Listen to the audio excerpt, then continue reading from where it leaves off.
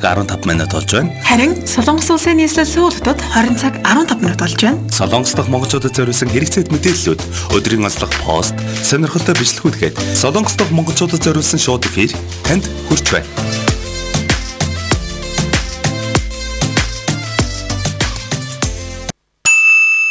Солонгын орноор нэвтрүүлгийн хамтран ажиллагч MN Post Cargo. Хамгийн анхны газрын экспресс температур баригчтай MN Post Cargo-гийн лав гараг бүр Солонгосоос Улаанбаатар чиглэлд жижиг бичиг баримтаас эхлээд тавилга хүртэлх том аврын хэмжээтэй ачаа илгээж байна. Бид Солонгос улан Монголдо өөрийн гэсэн офис салбартай тул та найдаж болохын дээр бид Улаанбаатар хотод хүргэлтийн үйлчлэгийг хүргэдгээрээ давуу талтай. Мөн бид шинээр утасны оператортай болсон тул таны дуудлаганд түргэн шуурхай хариу өгөх боломжтой болсондоо баяртай байна.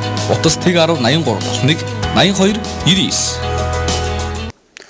Та бүхэндээ орой мэндийг хүргэе. Солонгосын тухай бүгдийг мэдээлэх Солонгын орны нэвтрүүлэг маань эхэлж байна. За эфир төлөгч юм бот. За хөтлөгч мөн Обинер хамтран ажиллаж байна. За тэгэхээр хоёулаа нэвтрүүлгийн ихэнд өнөөдөр хүргэх мэдээллийнхаа товчийг танилцуулъя тийм. За тэгээ. За нэгдүгээр өршөөлийн аян залсан талаарх та бүхэнд сонирхолтой мэдээллийг хүргэнэ. Энэ бол маш сонирхолтой гэхээс илүү хэрэгтэй тийм. Маш хэрэгтэй мэдээлэл учраас та бүхэн энэ мэдээллийг нэлээх анхаарал тавьж сонсоосоо гэж хүсэж байна. За дараа нь өндөр насны тусалдаг роботын тухай мэдээлэл хуваалцсан. Би өөрийнхөө хэлэхээс нөө. За тийм. За зүгээр. Постивд болохоор хамтлагын юм чинь тэгэл хамтлаа шүү дээ. За тэгээд постивд бол нураалтай ажлыг ердөөсөө ойлгохгүй юм аа гэдээ бас нэг сонирхолтой мэдээлэл байгаа. За динам визний тухай одоо энэ динам визээр нэлээд удаан хугацаанд бол оршин сууж байгаа өөрийнхөө бас үзэл бодлыг хэлсэн байна. За онцлог видеоны хувьд гайхалтай гоо үзэсгэлэнтэй Монгол бүсгүүчүүдтэй болцохтой анхаарах зүйлүүд гэдэг нэг солонгос ютуберийн оруулсан за ийм бас мэдээллийн тухай бас танилцуулах байна. За тэгэхээр хоёулаа ихэнд цаг агараа танилцуулъя. За Сөүлд яг одоо нэмэх 16 эмийн дулаан байна. За өнөөдөр өдөртөө нэмэх 18, шөнөдөө нэмэх 16 эмийн дулаан баг зэргийн бол үүлэрхэг байгаа юм байна. За үргэлжлүүлэн ханшийн мэдээлэл өргөх. Бусааны цаг агаар бил нөө? Бусааны цаг агаар гарч ирэхгүй. За тэгэхээр заавчлаар энэ дээр нэг юм хийж яваад. За тэгэхээр ханшийн мэдээллийг танилцуулъя. Хаан банкны албаашаар бүгд найрамд Солонгос улсын вон 2 төгрөг 38 мянга гэж байна. Бэлнээр авах нь 2.29, бэлэн бусаар авах нь 2.33, зарах нь бол 2.43 таа байгаа юм байна. Энэ гэхдээ ханш их доктортой байгаад байна те. Би бараг сарын өмнө яхад л 30-тэй л байгаа чинь хэвээрээ байдаг шүү. Тэг ер нь нэг ойролцоогоор 4-5 мянга дотор бол нэг тийм эргэлцсэн дээшээ доошоо буурсан. Мөнгөн дээр л яваад байгаа шүү. Дээр тааш хэрэгцснээс шиг төгрөг бол айх тэрх өөрчлөлтгүй ашгүй дээ. За тэгээ нэвтрүүлгийнх нь бас сонь сайхнаа хуваалцдаг. Манай Опигийн хувьд амралтын өдрөө ирэх өнгөрүүлв сонь сайхан юутай байна. Би ч юу яасан штэ. Тэгээд нөгөө хадмынхаа хашаанд очичаал нөгөө дээврийн яндан хашаа машааг нь бөглж байсан. Тийм ажлыг л таарсан штэ. За тэгвэл ямар ч байсан бас мундаг гэрээ ажлаа бол амжуулаад авсан. Харин хараа тийм хөдөлгөөн хийж ямаар юм бэлээ. Тэгээд өнөөдөр чинь би жоохон булрах маягтай энэ би ч яг өглөө өрөөд өгн алхаад байгаа шүү. Тэгээд өгн гайгүй багч бодсон чинь нөгөө их тонголцдог ажил дээр жоохон бүдэрчлээ л тээ. Амьсгаад ичээд баларсан шүү дээ. Сая амралтын өдрөөр бас хагас өдөр ялангуяа их сайн өдөр байх шиг байсан. Гадагшаа явсан юм нэлээ хөдөлгөөн их ачаалал ихтэй. За дээр нь төгжрөл бол ихтэй байсан. Тэгээд манай бас нэг дүүгийн хүүхэд нь үсийг авч байгаа гэдэг. Ер нь нэлээ хоошлуулж байгаа сая сайн өдөр. Хагас өдөр үссэн дээр бас очсон шүү дээ. Тий. Тэгэхээр ер нь зарим нь хормон дээр, зарим нь бэр гуйхч гэдэг юм нэлээд тийм олон үйл ажиллагаа юмнууд бол давхцсан амралтын өдөр бол болж өнгөрөх шиг боллоо тийм ээ. Хагас өдөрч үсэх босох шиг боллоо. За тэгэхээр эхний мэдээлэлээ хүргэе хоёлаа. За тэгээ. За эхний мэдээллийг нөгөө өршөөлийн аяны тухай бол мэдээлэл байгаа. За тий. За бажгаар энэ араа гарцсан биш үү. За тэгвэл би эхлээд энэ юг мэдээлэлээ хүргэчээ. За тэгээ. За тэгэхээр миний энэ хүрэх мэдээллийн хувьд болохоор Yonhap News гэдэг энэ мэдээллийн сайт дээр гарсан мэдээлэл байна. За энэ болохоор хүмүүс тэгдэг чинь манад нэг дуу байдаг чинь өндөр насны тусалдаг өргөсөмийг дамжилдаг гэх тийм дуу байдаг шүү дээ. Тэрүүн шиг бол ер нь өндөр насны тийм тусалдаг AI роботыг бол бүтээж хөгжүүлээд танилцуулсан юм байна. За. За энэ нь болохоор ямар чадваруудтай байна гэхээр ерөнхийдөө одоо сүүлийн үед л Солонгост хамгийн их асуудал байгаа зүйлүүд гэх юм бол настай хүмүүс ганцаараа амьдрах, тий харах хандах хөнгүү байх иймэрхүү зүйлийг бол туслах болохоор одоо хөгжүүлээд олон нийтэд танилцуулж байгаа юм. За жишээ нь ямар чадвартай байх вэ гэхээр хүмүүс одоо нас тогтоод ирэхээр хямаа мартдаг шүү дээ. За ер нь настай хүмүүс хэлтгүү дээ бид нар ч нэг удирдлага хаана байна гэж олохгүй тиймэрхүү тохиол нэлээд гардаг шүү дээ. Тэнгүүд одоо энэ Jenny гэдэг нэрлсэн роботтой. Jenny удирдлага олоод иргээд эмхтэй робот юм аа. Яг хөө зөв эмхтэй загвартай байна. За. Тэнгүүд энэ одоо өөрийнхөө энэ камерын тусламжтай өрөөнүүдээр яваад босч хурж ирээ. За таны хэлсэн удирдлага орон дээр байна гэж хэлчихжээ те. За мөн одоо настай хүмүүст одоо хэрэг болох дасгал хөдөлгөөн их байгаа те. Энэ дээр болохоор робот мөнд үс гаргаад одоо тэр хүн нь болохоор дагаж хөдөлгөөн дасгалыг бол яг зөв бол гүйцэтгэх ийм боломжийг олгодог робот юм байна. Хөөрхий. Үн тийм байна хараа. Энэ ч бас эмхтэйлэг робот шүү. Тийм.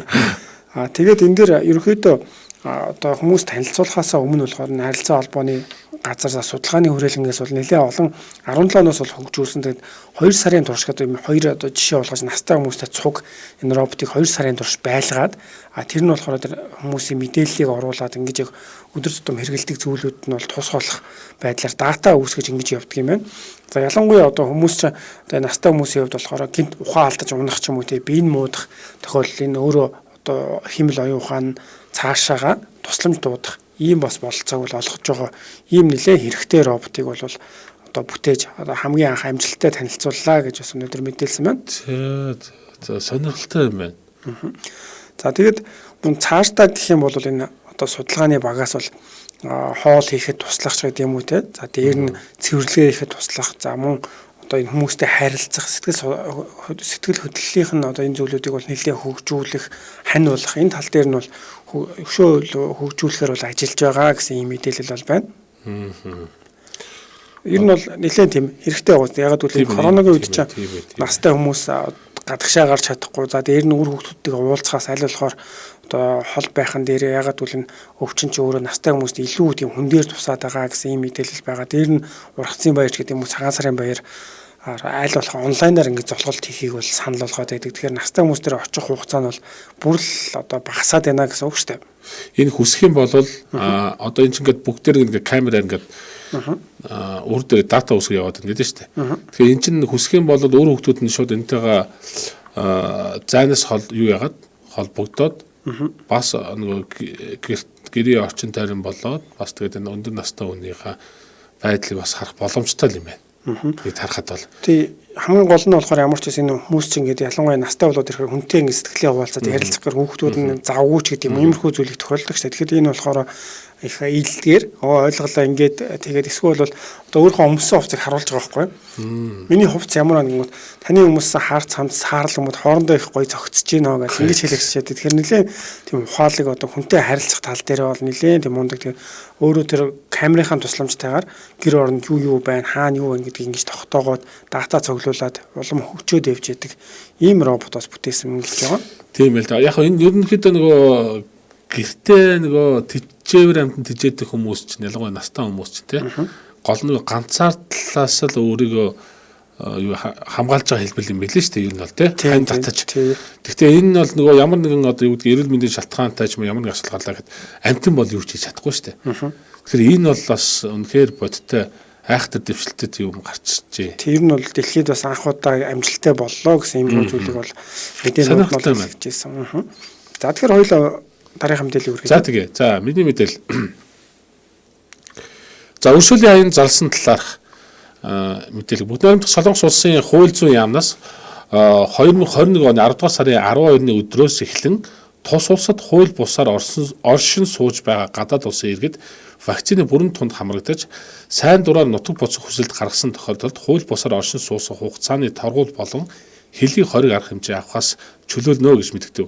Өршөөлийн аянд 2021 оны 12 дугаар сарын 31-ний өдрийг хүртэл COVID-19 вакцины бүрэн тунд хамрагдсан хууль бус гадаад иргэд хамрагдах боломжтой ба цар тахлын нөхцөл байдлаас шалтгаалan аяны дуусах хугацааг жиж зарлажээ. Дараах хууль бус иргэд өршөөлийн аянд хамрагдах боломжтой үүнд эрүүгийн гэмт хэрэг халдвар хамгааллын дэглэм бусад хууль журмыг зөрчиж шийдэгдээгүй эсвэл цагдаагийн байгууллаас саатуулагдаагүй байх. Вакцины бүрэн тунд хамрагдсан байх За вакцины бүрэн донд хамрагдсанаас хойш 14 хоног өнгөрсөн байх гих зэрэг хугацааны хязгаарлалт тавихгүй гэсэн байна. За мөн өршөөлийн аянд хамрагдах хүсэлтэд эргээд вакцинд хамрагдсан тухай тодорхойлолтоо бусад шаардлагатай бичиг баримтыг бүрдүүлж өөрийн оршин суугаа газрын гадаад иргэдийг хүлээж авах газарт бичлэн эсвэл www.highkorea.go.kr хаягаар сайн дураар нутаг боц хүсэлтэд гарах боломжтой юм байна. Дэлгэрэнгүй мэдээлэл бүгд найрамдах Солонгос улсын хууль зүйн яамны харьяа гадаад иргэдийн нэгдсэн мэдээллийн төвд 1345 тусгай дугаараас авлана гэсэн 1345 гэдэг. Тий би энэ хэрэгтэй бол энэ линкийг би бас юун дээр коммент хэлбэрээр оруулж манайхан дэлгэрэнгүйгээр уншаад энэ бол маш чухал хэрэгцээтэй мэдээлэл байна тий. За тэгэхээр 10 сарын 12 буюу маргаашаас эхлээд энэ хууль бусаар оршиж байгаа иргэд хэрвээ сайн дураараа нутаг буцах юм бол за дээр нь бол вакцина энэ хугацаанд бол хийлгэсэн байх гэж байгаа.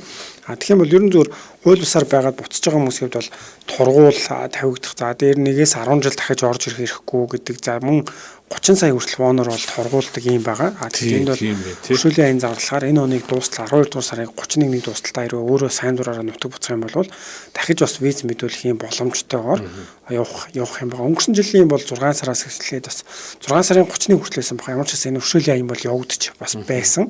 Энэ жилийн хувьд бол мөн гадаад иргэдтэй холбоотой энэ халдвар одоо өвчин өндөр байгаа тийм. Тэгэхээр вакцины нэгдүгээр сайн хамруулах, хоёрдугаар талаараа бас илүү боломж олгож байгаа болов уу гэж харж байна. Тийм. Энэ иймэрхүү боломжуудыг ашиглаад Apple уг нь манай хэд хэрэгтэй л юм да тий. Ер нь одоо энэ вакциныг бол ямар ч байсан одоо гадаад иргэд холбоотой вакцин дээр сүүл талбайлтын хүн хэлжсэн л да. Янсангийн вакциныг бол зарим хүмүүс бас сайн мэдгүй учраас одоо энийг хийлгэмээргүй байна. Өөр вакцин хийлгэмээр байна ч гэдэг юм уу. Иймэрхүү байдлаараас хоошин тавиад байгаа гэсэн зүйл байсан. Миний хувьд яг өөрөө ингээд энэ вакцины тухай харахад бол Америкт гэдэг найз маань бас Johnson Johnson-ы вакциныг тун хийлгэсэн гэж хэлжсэн. Тэгээ яг энэ болохоор энэ Janssen гэдэг бас вакцин Америк вакцин юм байлээ. Яагаад энийг бас төлхөөж байгаа юм болоо гэж бодохоор хууль бусаар байгаа иргэдэд бол дахин очиод тий ингэж вакцин хийлгээд авахгүй нэг удаа хийлгэчихэд бол илүү ингээд аль талтаа бас хэрэгцээтэй. Дээр нь бол одоо ажил олгогч нар үйлдвэрийн ажилтнууд байлаа гэхэд тий тэр болгон ажлаа одоо таслаад гэдэг юм уу чөлөө олгоод явуулаад байхад бол жоохон дурамчхан байдаг. Ийм учраас нэг удаагийн нэг тун хийлгээл болчдөг. Энэ вакцинуудын хувьд бол илүү давуу тал гэж бас үзэж байгаа юм байна. За би ямар ч гэсэн коммент хэсэгт одоо мэдээллийг сурвалжтайгаар мэдээллийг оруулсан байгаа. Та бүхэн дэлгэрэнгүй уншиж бас танилцах бол энэ хаягаар ороод үзээрэй. За тэгэхээр Төр Батбаяр, за Сүх Чимэг, Тукана сүрий суура Порпасад мэд саднамдар чаяун цэцэг Евлема айлма инх жаргал тогоо хиймэр хангай за сонсогч маань бүгдээрээ бас орой мэндийг хүргэсэн байна. Та нартаа бас орой мэнд хүргэе. Өнөөдөр бол улаантай өдрөө гоохаа тэгэхээр бас ажиллаж гин үү амарч гин үү тийм. Сүүний өдөр лээ. 10 сарын 9-нд нөгөө хангал найлгаа Солонгос одоо Солонгос бичиг зохиогдсон өдөр одоо сүүлд бас гарсан 4 жил маань 3 хоног болчтой. Тийм амралтын өдөр тохиолдох юм бол хоошоогоо нэг шилжүүлээд тэгэхээр хагасан бүтэн сайн өнөөдөр тэгээд одоо нэг өдөрлөө шилжиж байгаа. Зарим нь бол ажиллаад, зарим нь бол амраагүй болов уу гэж бодож байна. За суура манай гэрт бас Жени байгаа, химэл оюухан ТV-тэй холбоотой байгаа гэсэн байна. За настай хүмүүс их ганцаарддаг, маш их хэрэгтэй төсөл байна гэсэн байна. За 5 сарын бата мөн орой мэнд гэсэн байна. За манай сонсогчдын хувьд бол мөн орой мэндүүдийг хүргэсэн байна. За манай чанцааг бас асуусан байна. Чанцаа маань эх 7 өнөөс ирэх байхаа чөлөөтэй бол байгаа.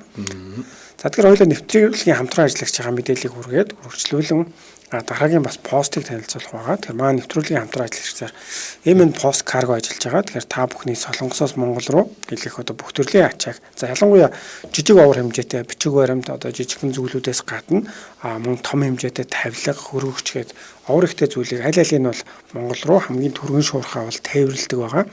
За Сөүлд бол 30 кг-аас дээш та бүхэн бас дуудлагаар ачаагаа өгч явуулах боломжтой. За мөн хаягийн хувьд болохоор Монгол 5-ны B1 давхар 106 тоотод байрладаг учраас та бүхэн Монгол 5 руу ирж хоол идэхтэй хүмүүстэй уулзахдаа ачаагаа өгч болно. За мөн хаягаар нь одоо шуудангаар ачаагаа явуулаад за хүргэлт нь Монгол руу ирэхээр мөн гэрлүүгөө бас хөргүүлээд авах ийм үйлчлэгээд ялангуяа цар тахлын үед болохоор өөрсдөө гэрээсээ гарахгүйгээр одоо ачаагаа болыг Монголдо хүлээгээд авчих ийм боломжийг бол MN Post Cargo олгож байгаа юм. Тийм ээ. За утасны дугаарыг биелээд гэх тийм. За тэг 10 75 69 82 99 гэдэг. Ийм Солонгос утасны дугаар нь байна. За Facebook пэйж утасны хаяг нь MN Post Cargo гэдэг гэд бичгээр агаас гараад ирж байна дөө. Тэгээ ерөнхийдөө энэ посткаргоо энэ пэйж хуудсан дээр нь лайк дараа нэгдсэн тохиолдолд одоо энэ ачаа тийшээ өгсөн хүмүүстээ байнга мэдээлэл өгч идэг юм байна. Тэдэн сарын тэдний өдрийн ачаа тэдэнд буунаа гэд гэх мэтчлээ. Мөн MJL радио Солонгос групп дээр мань бас код дээр MN пост каргогийн мэдээллүүд бол орсон байгаа. Та бүхэн утсыг харж амжаагүй, дотоод амжаагүй бол мөн манай группээс харах юм боломжтой байгаа. Тэгээ нэвтрүүлгийн хамтран ажиллагчаар MN пост карго ажиллаж байна. За тэгэхээр дараагийн постыг үргэлж явуулъя тийм. За тэгээ. За нураалтын ажлыг ердөөсөө ойлгохгүй юм аа гэдэг юм байна. За эндээс одоо нэг бичлэг явах бах таа. Тэгээд ягаад ойлгомжгүй санагдсан таа. Тэн дээр илүү тодорхой байгаа. Энэ өгнөгтэй тэр хүмүүс болохоор доор комент хэсгээр нь ийм сайхан зүйлийг нураад гэдэг бас харамсалтай юм аа. Яг яаж нурааснаа харуулаач л гэл нэлийн хүмүүс тгсэн байлээ л те. Тэгээ тэр байгууламжийг харахад бол нэрээ үнэхээр нураахад хайрл харагдчихлаа. Зүгээр хэвийг санагдаад байгаа байхгүй надад бол. Тэг мэдгүй шалтгаан байдаг л ахaltaа багад өөрөгтөл хийх гэсэн юм уу? Тэр нь нураалтын ажил хийсэн хүмүүст яг нэг иймэрхүү мэдрэмж бол яалтчгүй төрдөг байх л. Ягаад гэвэл ийм одоо цаг хугацаа мөнгө тийм ийм зарцуулаад их гой хэлбэртэй газруудыг байгуулчихсан байхад энийг яг нурааны хэр сэтгэл төвдөхгүй тийм. Тэгэхээр энэ залуугийн хувьд болохоор бичлэг дээр бол яг үгүй ийм гоё газрыг үгс нураад ингээд одоо гараа авчиж байгаа зүгээр илгэлсэн байдлаар бичлэг оруулж байгаа.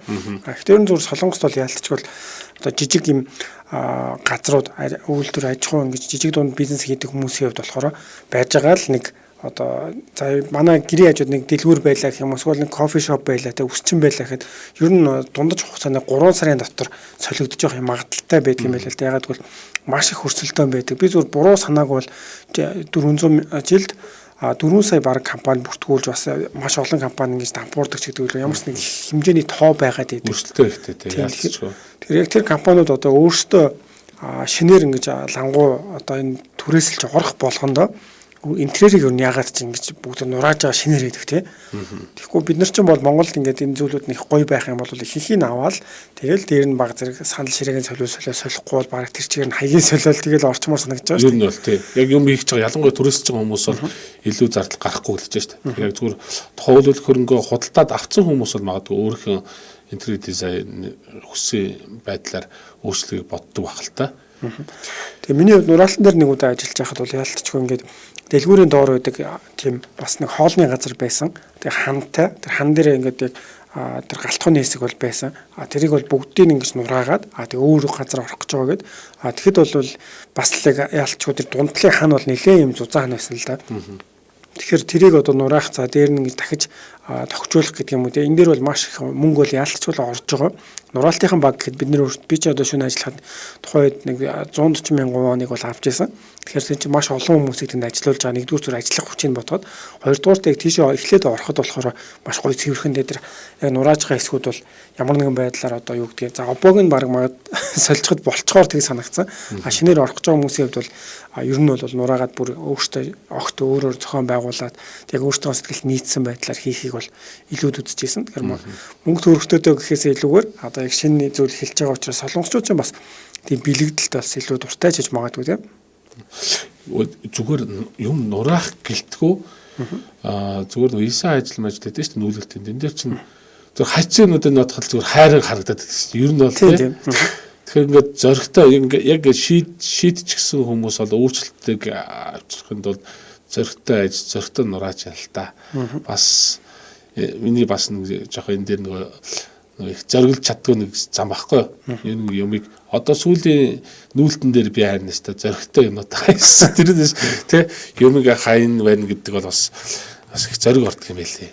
Манайх ч одоо байр гэл авч цоошин байр бол авчаагүй шүү дээ. Бас нэг хүмүүс амьдраад нэлээд олон жил болсон. Уг нь бол ингээд яг солонгос хүмүүсийн уур бол хан ингээд бүх юмнуудыг сайн нурааж байгаа л одоо их л гоё ингээд интерьер хийгээл оруул бас их зүгээр байх л да. Тэгэхэд бол ер нь нэг обоо энэ төр солиод нэг яг бас дээшгээ ингээд жоохон бодож байрал нэг тиймэрхүү байдлаар л баг зэрэг засвар хийсэн. Тэгтээ тэр чинь айгүй их юу болчт юм аа. Болчт юм аа. Зүгээр нэр ханы обоо солиход шинэ байшиг болчдөг байхгүй. Яг хийцэн дараач гоё л да яалтчгүй.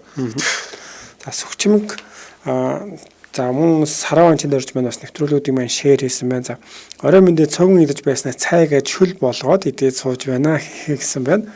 За мөн гоё юм уу би хийсэн календар тэмдэглээгүй болохоор тоохгүй илүү цагч бодохгүй гэх юм гинэ. Одоо нөгөө улаантай өдрийг бас илүү цагаар бодохгүй байна гэж. Гэхдээ энэ талаар ер нь уг нь одоо зөвлөгөө өгдөг гадаад ажлыг дэмжих төв ч юм уу тийм иймэрхүү газруудаас бас нэг лавлуул уг нь бодох хэрэгтэй. Би дээр нэг сонсож байгаад манай ихчийн одоо ажиллаж байсан компани Индонез эмэгтэй байгаа байхгүй юу? 3 жил ерөөсөө хил ам хийгээгүй. Тэгээд ингээд календар дээр бүх юмаа бичиж явж байгаад яг явах өдрөө болохоор тийм холбогдох байгууллагад нь хэлээд за би ингээд амралтын өдрүүд ажилласан. Миний цалин 3 жилийн турш өгж байгаагүй гэж хэлээд нөгөө одоо хоорондоо уг нь харилцаа сайн байгаа шүү дээ. Тэгээд цалингаа авахд ямар ч хил ам гарахгүй жаа. Яг нутаг буцахтаа тэгж шууд асуудал үүсгээд нөгөө захирлаас бол нэлээд хэдэн сая воныг бол төлөвлөж бодуулаад аваад явсан байлээ. Гэхдээ нэг талаараа тэр бол зөвлөдөө өөртөө хөдөлмөрөөр үнэлүүлж байгаа тийм. За тэгэхээр хуулиар дагалал та тийм энэ бол тийм. Тэгэхээр ер нь бол бас манайхан мэдчихэхэд бас зүгээр хөө гэж бодож байна. Гэхдээ ер нь тэгээд ямар ч нэг юунд Монгол хүний нэрлэхүй зан бас нэг байгаад тийм шиг тийм. За шиг дөө ганц өдөр өдөрч гэдэг юм уу. Ер нь нэг байдаг тийм. Нэг нэрлэхүй зан. Тийм. Тэр надад ч гэсэн байдаг юм аа чинь цаад яшгөө яшиг тэгэхээр болно гэдэг чинь бас нөгөөдгөр бас бидэрт өөрсдөнд маань хэрэг хохирлтой гэдэг юм бол доо. За би үргэлжлүүлээ дараагийн постыг хүргэе. Аруна Ари гэдэг хүн 3 өдрийн өмнө оруулсан байна. За энэ зураг нь болохоор хөрөнгө оруулалтын виз хэрхэн авах вэ? Виз D8 гэсэн байна. Тэгээ энд бол давуу талуудыг нь бол дурдсан байгаа. Гэр бүлийн гишүүдүүд одоо F3 авах визтэй татвараа тогтмол төлсөн байгаа. Дараагийн визний сонголт асуудалгүй.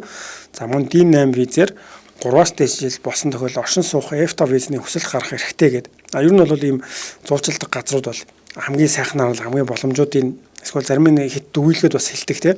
Энийг оруулангаа энэ хүн өөрөө бас яг энэ D8 гэдэг визээр байсан учраас өөрийнхөө сэтгэлдлийг бол бичсэн байна л да. За би 10 хэдэн жилийн өмнө Солонгост одоо аж ахуй нэгжээ нийгээд D8 гэсэн хөрөнгө оруулалтын визээ аван амьдарч үйл ажиллагаа явуулж байгаа жирийн гадаадын бизнес эрхлэгч гэсэн байна.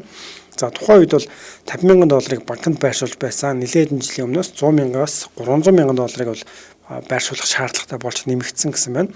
За мөн D8 виз авахын тулд шууд амархан олгодог виз бишээ 6 сараас 1 жилийн хугацаанд үйл ажиллагааг нарийн шалгаж байж олгодог гэсэн байна.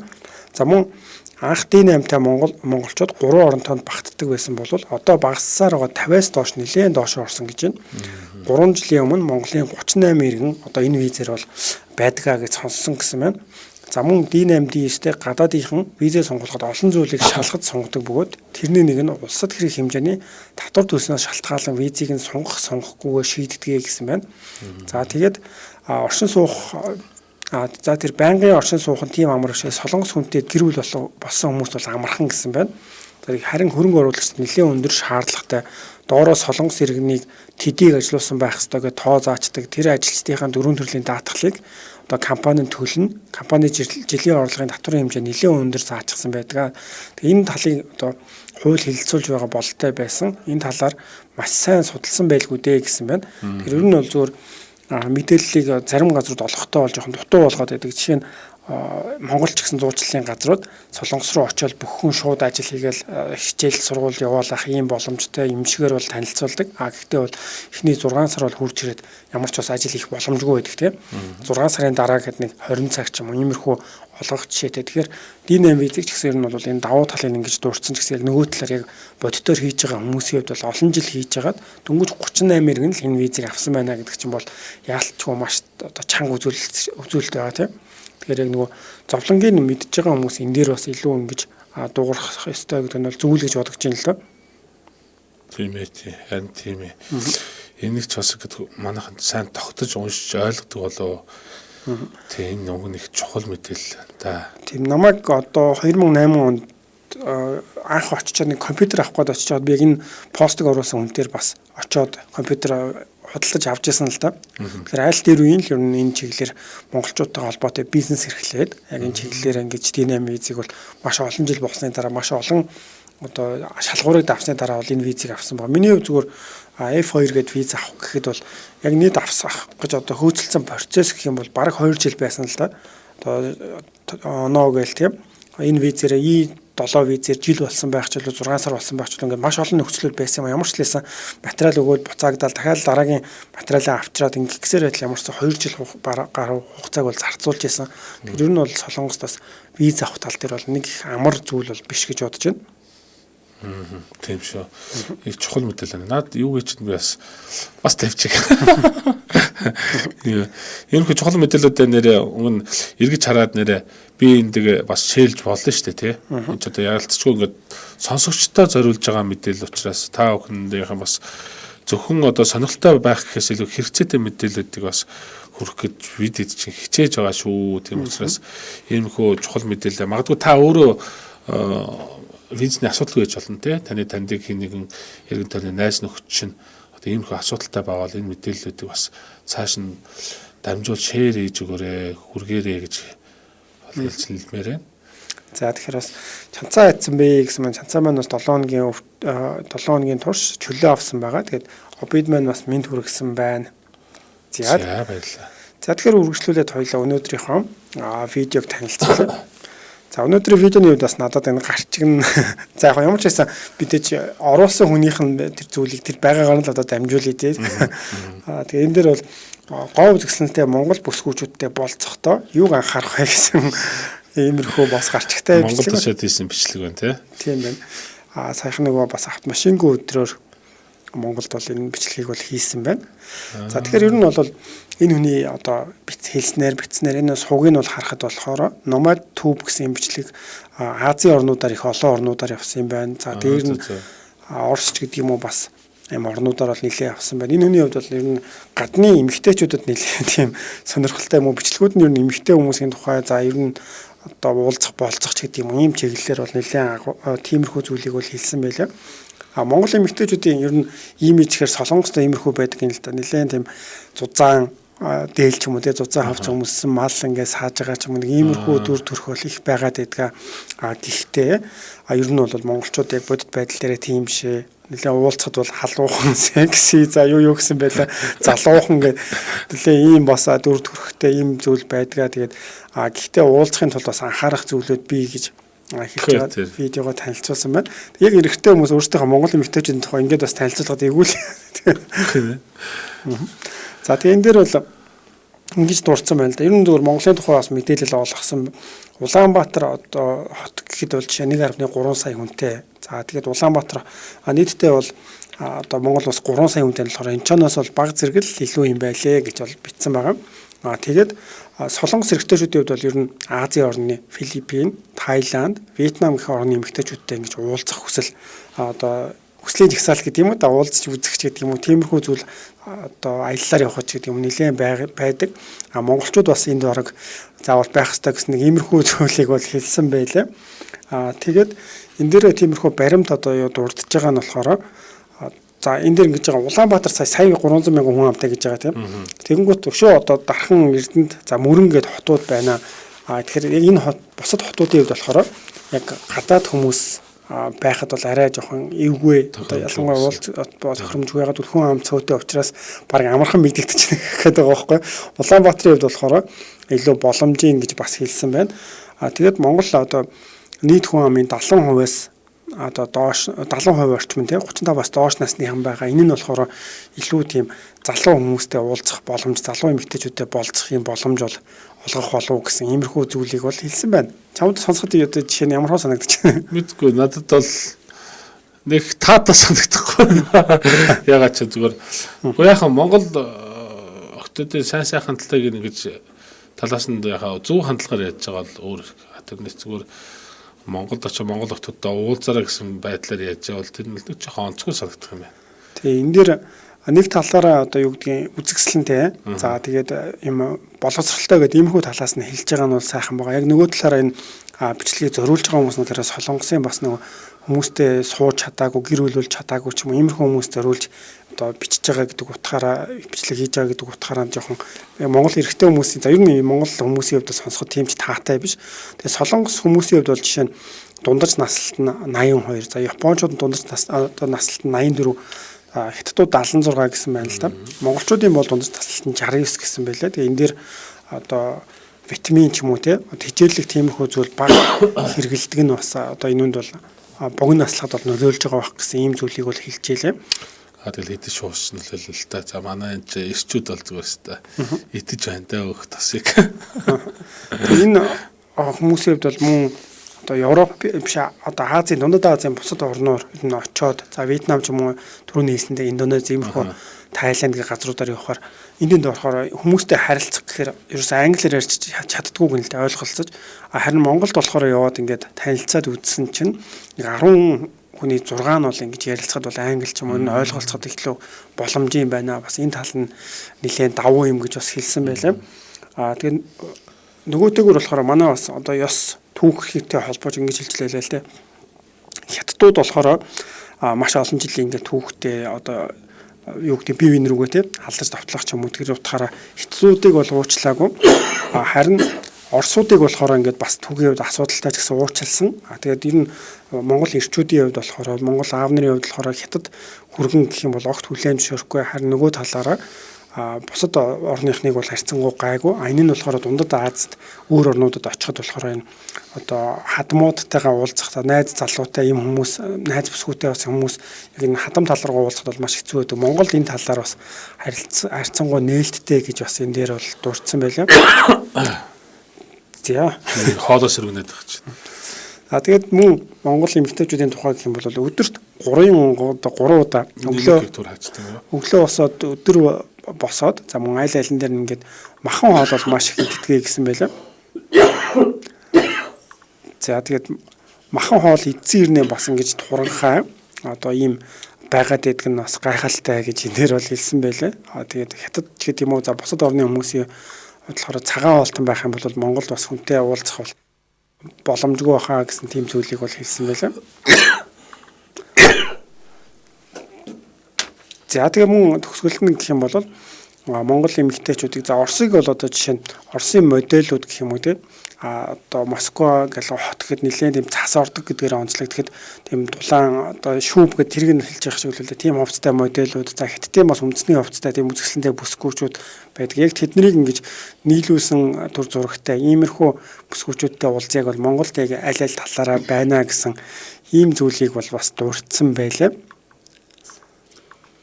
За тэгэхээр ер нь бол яг миний хувьд бол энэ дээр ямар ч бас эхний ээлжинд бол байгаагаар нь дуулахыг гэж бол бодсон. Яг л иймэрхүү зүйлүүд бол солонгосууд Монголын тухай сонирхоод янз бүрийн чиглэлээр биччихэдэг. Зарим нь бол угаасаа би огт таалагдахгүй иймэрхүү зүйлүүд бол маш их харагдаж байдаг. Тэгэхээр зүгээр Монгол хүмүүсийн хувьд бол энэ бол нэг таатай биш. Зүгээр солонгос хүмүүс нэг иймэрхүү мэдээлэл бас биеиндээ хэрэг болно гэж бичлэг хийгээд дамжуулж байгаа тийм зүйл бол харагдаж байгаа. Тэр утгаар нь онцлоод нөгөө талаар ирчүүд нь ч гэсэн эмэгтэйчүүдээ бас илүү одоо анхаарч тэгээ хайрлж халамжлахгүй бол бас гадны хүмүүс энэ Монгол эмэгтэйчүүдийг шохоорхоод зарим давуу талынаас дурдаад ингээд байж байгаа нь бол нэг талаар бас юм бодмоор санагдсан шүү.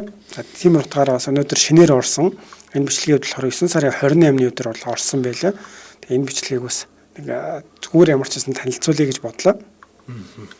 За тэгэхээр нэвтрүүлэг маань өндөрлөх цаг болсон байна. Та бүхэнтэйгээ маргааш өглөө 12 цаг 15 минутаас та бүхний цайны цаг зориулаад Чинчаа шоу нэвтрүүлгээр иргэн уулзах байгаа. Түр баяртай. За намайг бүр аваа хийсэн. MN Post Cargo Хамгийн анхны газрын экспресс температур баригчтай MN Post Cargo-гийн лав гараг бүр Солонгосоос Улаанбаатар чиглэлд жижиг бичиг баримтаас эхлээд тавилга хүртэлх том аврын хэмжээтэй ачаа илгээж байна. Бид Солонгос болон Монголдо өөрийн гэсэн офис салбартай тул та найдаж болохын дээр бид Улаанбаатар хотод хүргэлтийн үйлчлэгийг хүргэдгээрээ давуу талтай. Мөн бид шинээр утасны оператортай болсон тул таны дуудлаганд түргэн шуурхай хариу өгөх боломжтой болсондоо баяртай байна. Утас тэг 1083 болсныг 82 99. Яг одоо Монгол улсын нийслэл Улаанбаатар хотод 19 цаг 15 минут болж байна. Харин Солонгос улсын нийслэл Сөүл хотод 20 цаг 15 минут болж байна. Солонгос дахь монголчуудад зориулсан хэрэгцээд мэдээллүүд, өдрийн онцлог пост, сонирхолтой бичлэгүүдгээд Солонгос дахь монголчуудад зориулсан шууд эфир танд хүрч байна.